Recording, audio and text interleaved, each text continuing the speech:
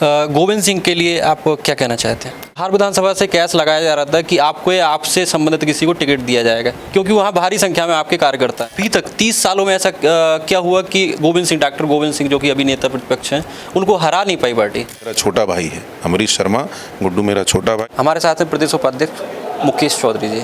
मुकेश चौधरी जी, अभी दूसरी लिस्ट जो आई है उसमें केंद्रीय मंत्रियों को टिकट दिए गए हैं, जिस पर कांग्रेस ने रावणों की फौज बताई है।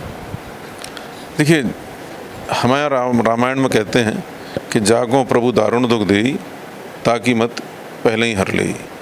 देखिए, जैसा कल माननीय प्रधानमंत्री जी ने कहा कि ये तो जंग लगी हुई वो है, लोहा है Congress, it is a rusted steel now, मतलब ख़त्म है। तो कुछ भी कह सकते हैं, उनकी कहने का हम लोग बुरा भी नहीं मानते।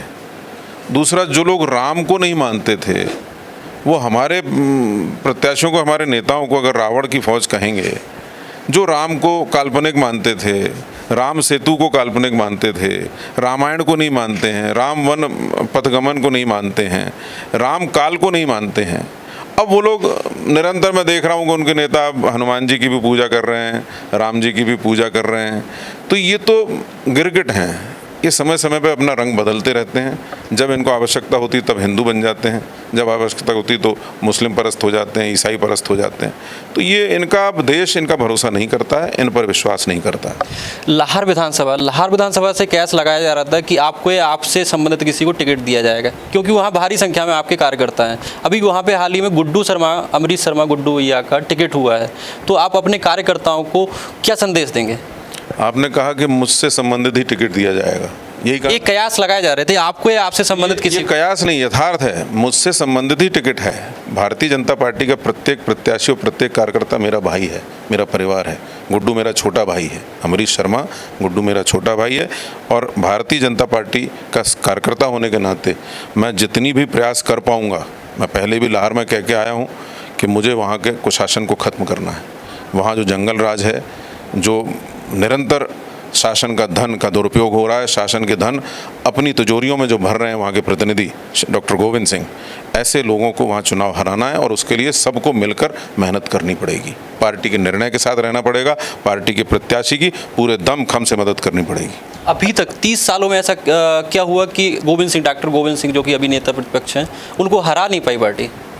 देखिए साहब, कुछ चीज़ें क्या होता है कि गीता में भगवान कृष्ण ने कहा है कि समय से पहले भाग्य से ज़्यादा किसी को नहीं मिलता है। ये उनका भाग्य था, उनका प्रारब्ध था, तो इतने समय तक सारे दुर्गुणों के बाद भी वो जीतते रहे, तो ये उनका प्रारब्ध था। ये गुड्डू शर्मा खरे उतर पाएंगे? क्यों नहीं उतरेंगे? गुड्डू हमारा बहुत शानदार नेता है, गुड्डू बहुत पुराने कार्यकर्ता हैं हमारे और जीवंत हैं, बहुत लड़ने वाले हैं और ये मान के चलना युवाओं में बहुत लोकप्रिय है गुड्डू। पूरी फौज लगेगी कार्यकर्ताओं की और सभी वर्गों के लोग लगेंगे। भारतीय जनता पार्टी का प्रत्येक कार्यकर्ता लाहौर की जीत के लिए इस बार संपूर्ण प्रयास करेगा। जो टिकट मांग रहे थे लाहौर विधानसभा से, और भी लोग हैं जो टिकट मांग रहे थे, उनको टिकट नहीं मिला, गुड्डू शर्मा का टिकट हुआ, तो उनके लिए आप क्या संदेश देना चाहेंगे, उनको क्या बोलना चाहेंगे?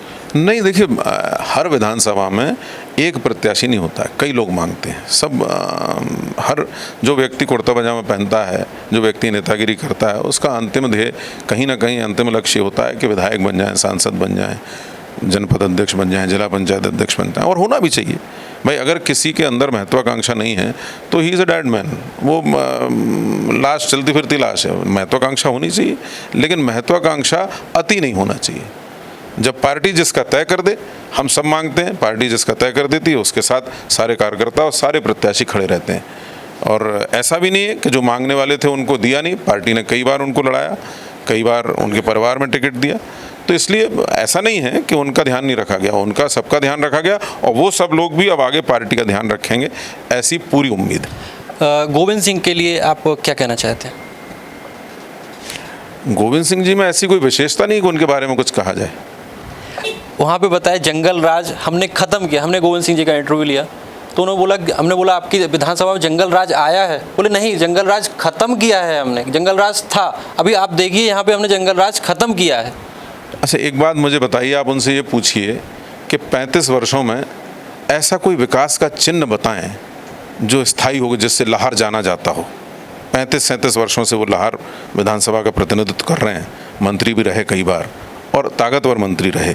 उसके बाद भी लाहौर में कोई ऐसा चिन्ह विकास का बताएं कि ये काम हमने ऐसा किया जिससे लाहौर पूरे प्रदेश में जानी जाए। ऐसा एक भी कोई काम बताएं। रोडें हैं, मैं तो कई बार जाता हूँ, लोग बुलाते हैं, मैं जाता हूँ। रोडें हैं, साल में 2-2 बार रोडें बनती हैं, उनके भाई ठेका लेते हैं, उनके भाई के अलावा कोई ठेका नहीं ले सकता। वो 2-2 बार साल में बनाते हैं, पेमेंट ले लेते हैं, फिर टूट जाती है, फिर पेमेंट ले लेते हैं। तो he is a highly corrupt man, बेहद भ्रष्ट व्यक्ति है।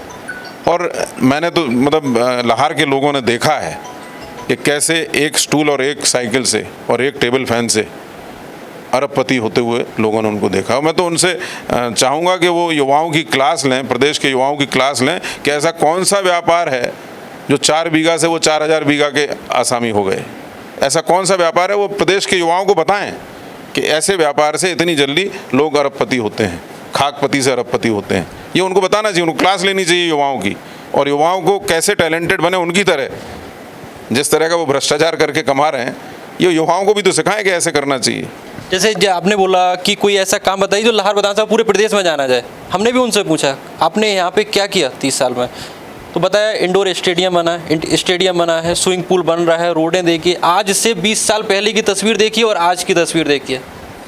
मतलब आप भी वहाँ अगर जाएंगे, आप गए, वहाँ के लोगों से आपने पूछा होगा जी बिल्कुल। जो 20 साल जैसा था, क्या लाहौर में कोई परिवर्तन आपको दिखा? लोगों से पूछा आपने? 20 साल पहले जैसा लाहौर था, वो डिवाइडर टूटता है, बनता है मेन रोड का, वो रोड कई बार बनती है और आज भी उस रोड पर मोटरिंग नहीं हो सकती, प्रॉपर व्हीकल मोटरिंग नहीं हो सकती। मतलब आप शांति से उस रोड पर निकल जाएं, आपकी गाड़ी बिना दचके खाए निकल जाए, ऐसा संभव नहीं। और कितने बार उसका पेमेंट हो चुका, कई मतलब 100 करोड़ रुपया उस रोड पर खा चुके हैं। मतलब आप इससे ही अंदाज़ा लगा सकते हैं कि संपूर्ण लाहौर के डिवाइडर पे एकमात्र गेट लगा है, वो भी उनके दरवाजे के सामने। डिवाइडर पे भी गेट लगा है। ये मैंने पूछा था उनसे, मैंने जो हुआ है तो उनके दरवाजे के, उनकी कोठी का, और जो रोड उनके जो अनुसूचित जाति मोहल्ले के लिए जो रोड उनकी कोठी के बगल से जाती थी, उस पर उन्होंने रोड पर कब्जा कर लिया, उस पर दरवाज़ा लगा लिया और अनुसूचित वर्ग के लोगों को वहाँ से आने जाने में अब रोक है, वो नहीं निकल सकते हैं। तो पीछे के मोहल्ले की रोड तक उन्होंने कवर की। उनने क्या नहीं किया? उनके अपने संस्थान हो गए इतने वर्षों में, उनने अपने कॉलेज, स्कूल कॉलेज बना लिए। विकास लाहौर का नहीं हुआ, उनका विकास पर्याप्त हो गया, उनका और उनके परिवार का संपूर्ण विकास हो गया। आपकी सरकार आ रही है? इसमें कोई शक मुझे तो नहीं लगता। हमारी सरकार आ नहीं रही, बहुत अच्छे बहुमत से सरकार आएगी। विशेषकर लाहौर विधानसभा से गुड्डू शर्मा जीत रहे हैं, 100% जीतेंगे। मंत्री बन रहे हैं। अब ये प्रश्न मेरे सीमा के बाहर का प्रश्न है।